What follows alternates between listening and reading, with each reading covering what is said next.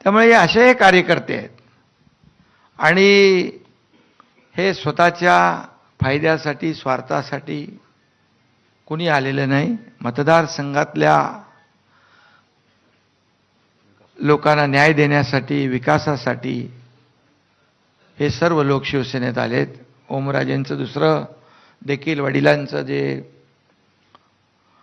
केस होती,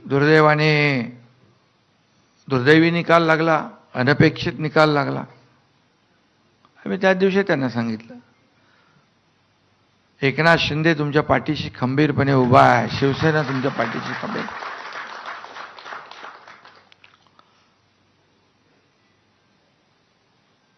काही लोक म्हणतात आम्ही कोणाला अडवायला नाही, तुडवायला नाही, आम्ही शिवसेना वाढवायला आलेलो आहे.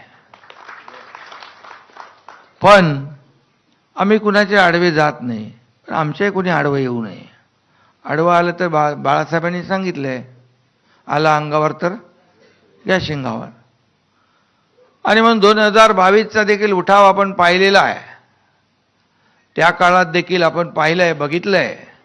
आणि तेव्हा देखील आम्ही एक विचारधारेसाठी, तिथे बाळासाहेबांची विचारधारा